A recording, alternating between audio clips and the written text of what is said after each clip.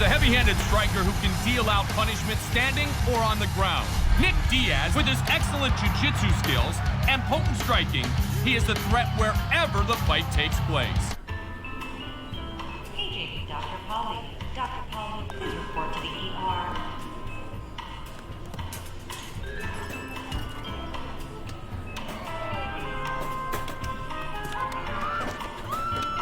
Security to the ER.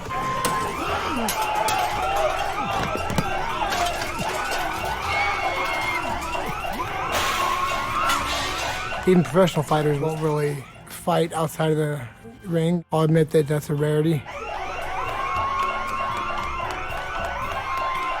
I've never fought in a hospital since or before, so. What happened at the hospital? I told him, you come over here and I'm gonna beat your fucking ass. And I was like, fuck you, you fucking bitch, I'll fight you all night.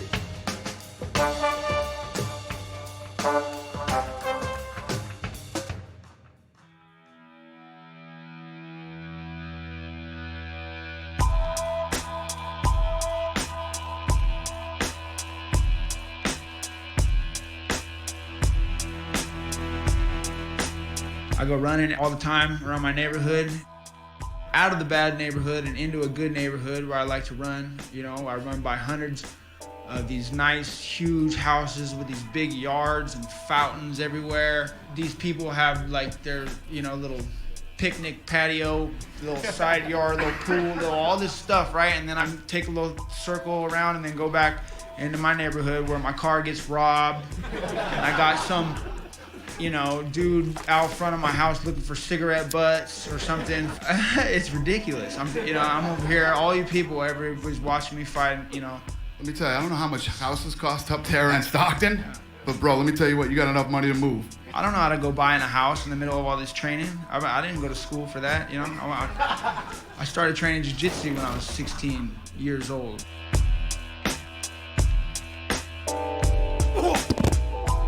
Nick's antics inside the octagon fuck with a lot of people's heads. Like the first fight with Robbie Lawler, Robbie was dangerous. So Very dangerous. Nick took that shit talking to DEFCON 5, and he got into the octagon. And the first thing he does, he gets into the octagon. He looks over at Robbie, he goes, "Stockton, motherfucker! Stockton!" And Robbie's like, what the fuck is he talking about? What does that even mean? Yeah, exactly. And then the entire time the fight is going on, like, what, bitch? What you gonna do, bitch? What you gonna do, bitch? And then he'd hit him. Oh, bitch, I just stung you, bitch. And he'd be popping him.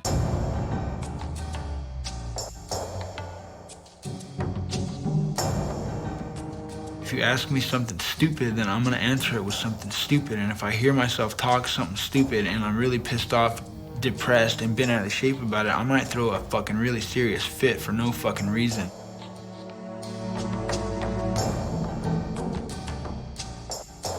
I think they look at me like I'm some killer, you know, and I'm just like, that's what I need to portray to my adversary, that I'm gonna fucking kill you.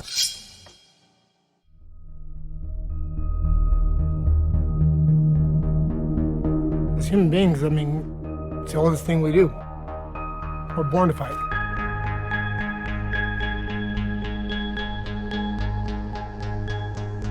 You can think of it as like spiritual, but you know, it's something that's primal.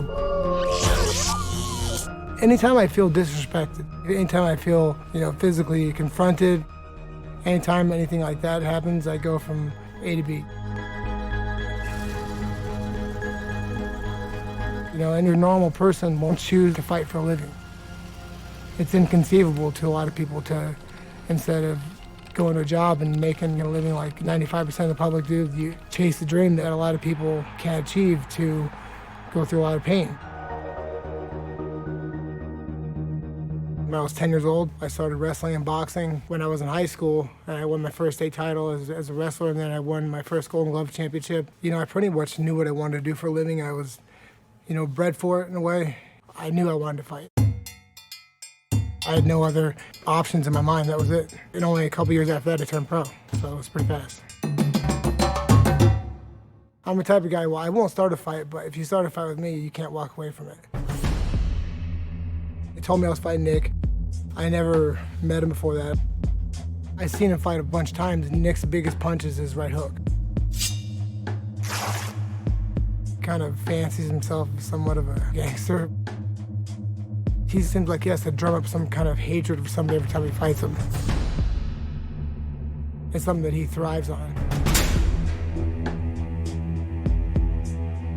We're walking through that long hallway, you know, in Mandalay Bay. And you're like, you know, you're going to see your freaking opponent walking through that long-ass hallway.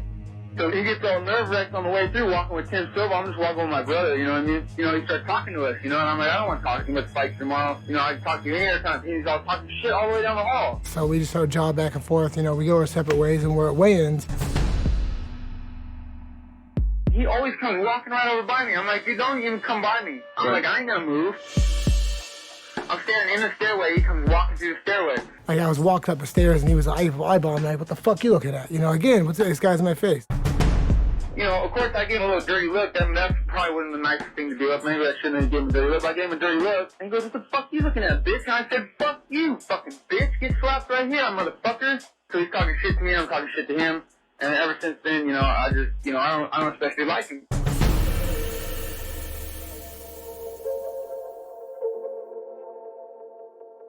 I remember I was coming out first. I was with Team Militich, and he said something like, where's that Militich bitch at? And I'm started getting real fired up, angry.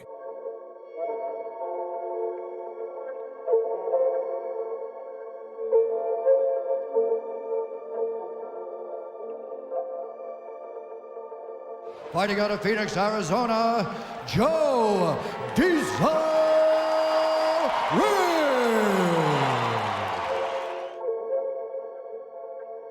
He stands 6 feet tall and weighed in at 170 pounds. Fighting out of Stockton, California, Nick Diaz.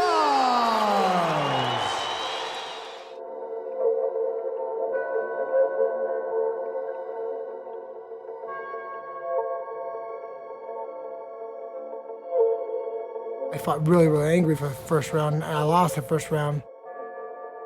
I was hitting him, he just kept walking through him. I'm pouring a lot of energy out trying to hurt him, and he keeps walking through everything I have. It's something I never experienced before. It was like two rocks, and one either backs up or one breaks. And that motherfucker wouldn't back up. He's a stubborn guy. He'll stand there with his hands up and take shots, and just he won't back up.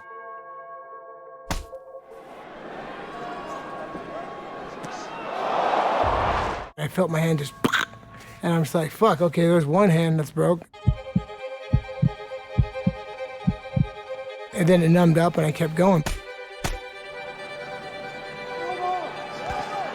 he got rocked! Yeah, he did. He knocked me down and we were like in a clinch. He goes, it's fucking over, Jared from Subway. I remember thinking, oh, he's fucking right. It is over, I'm fucking hurt. And I could hear Joe Rogan's motherfucking ass. Every time I hit him and he wouldn't fall, he would say, Absorb. Nick Diaz just took it and just pressed forward. I go back to my corner, I'm tired. And he talks in fights, he talks, he's a chatterbox. Because Nick Diaz is talking. He's angry. Well, he is the bad boy from the streets of Stockton. Let's go! I like that dude. I love it when he talks trash. I got my second win. In the second, third round, I just kept tagging him. His face just started looking worse and worse and worse.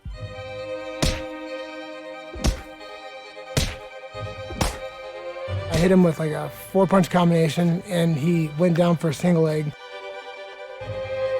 So I hit him with not even a hard shot, but my hand broke. I was just like, fucking really, 2 broken bones in each hand. I had blonde hair that was completely red. My white shorts are completely red. I wasn't bleeding at all, it was just all his blood. And we will render the judge's decision. When the bell rang, I had no worries at all. I mean, I beat the shit out of him, you know? I mean, it was a tough fight, but, you know, I won hands down.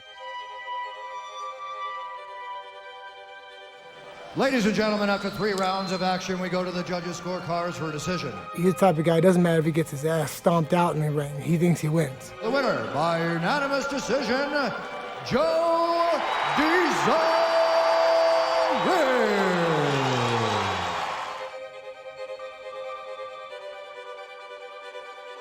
I've probably had about 7 or 8 fights where I just generally didn't like the guy, and he generally didn't like me. But after the fight, it's gone, you know, it's squashed. And this was the first time in my life after a fight, it wasn't.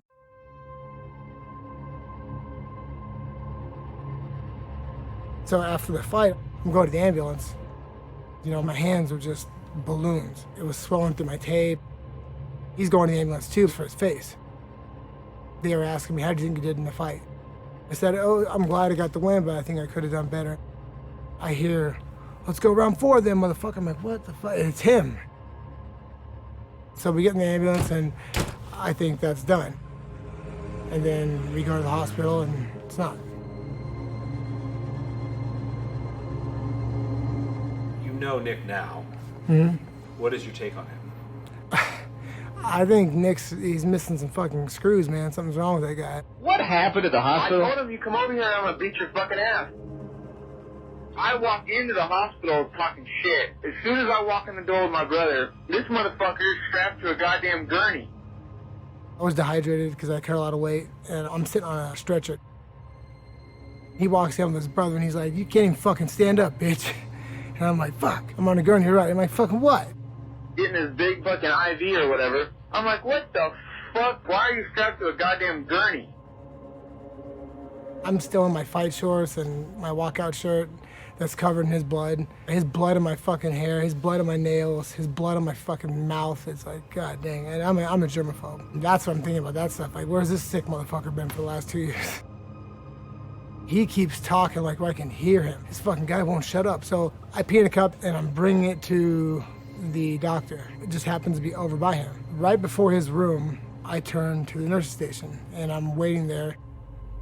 I don't know if they sent it to get something from the nurse's station, you know, and so when he did, he walked all the way over to my room. He knew better than to come over by me. He knows I'm fucking nuts. I have an IV pole I'm carrying with me because I'm getting rehydrated. And he's sitting there, he just got holes sewed up in his head. And I was like, what the fuck are you doing over here? You want to get your ass whipped? And he keeps talking. I'm like, dude, look at your fucking face. Shut the fuck up. Go back to the WEC or something like that. I said that. I turn back around with my cup of urine and my IV pole, and I hear him walking. And as I turn, boom, I see my tooth go, and he dropped me. You know, I got up out of my room, and I was like, what then, bitch? And I fucking knocked him down. I'm thinking my tooth. Like, he cracked my tooth and knocked it out. So I lift him up. And started trying to take me down. I didn't share this with people. I shit my pants. When you shit your pants, that's all you're thinking about. I shit my fucking pants. And then I put double underhooks because he had a single leg. And then I turned him around, you know, because I'm hopping on one leg. We hop into like a broom closet or something like that. I started punching him in the face up against the wall in his room. My hands are broken, and he's got boots on, I have sandals on, and there's blood going everywhere now. And then I realized the blood was from my IV that tore my arm. I started elbowing his head, boom, boom. I got a pretty good gash work on his head. I look over at his brother thinking that he's a sensible person. He's like, bang, I'm like, what the fuck? His brother starts hitting me. He was like, get your brother, man, get your brother, man. Get your brother, he's crazy. Now looking back on it, like, yeah, that's what the kind of guys they are. They're not too intelligent. And there was this nurse just squealing like a siren. She was just like in a panic. And then the real siren kicked on.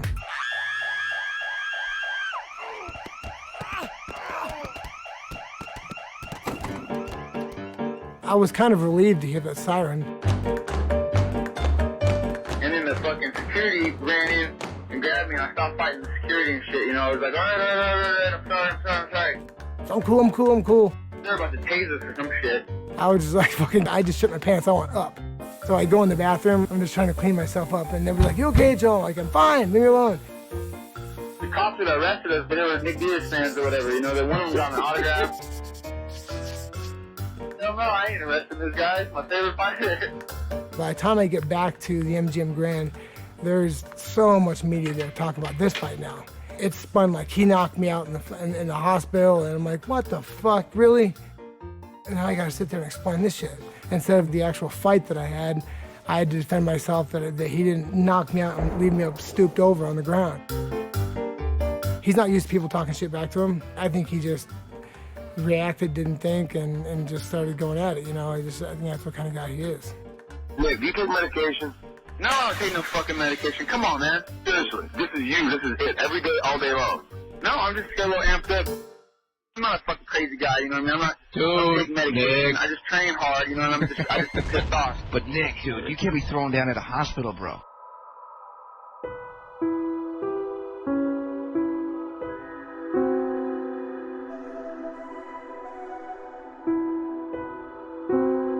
If Nick walked in, we'd be fighting, you know, and not because I would be like, yeah, let's go. I mean, but it's something that every time I see him, I know what's on. Why do you think it's so wrong? I don't, you know, he just holds on to it. You know, he's a bitter motherfucker. I don't know. I'm not gonna put a fake version out there for anybody. I'm not gonna act fake.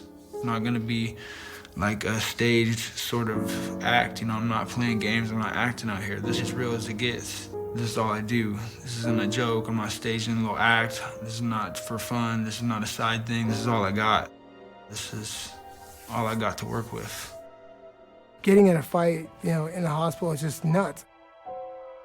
I think about that all the time. When I go to a hospital, it's not something I'm particularly proud of, but I'm not ashamed of it. You know, I'll stand my ground. It was a series of unfortunate events. All I can explain about what I like and hate about fighting is that in order to love fighting, I have to hate it. There is no love in this without hate. You're forcing yourself over that line, over that limit. You're pushing yourself to those limits to where you just simply hate it. And if you ain't there to where you hate it, then good luck trying to love this shit.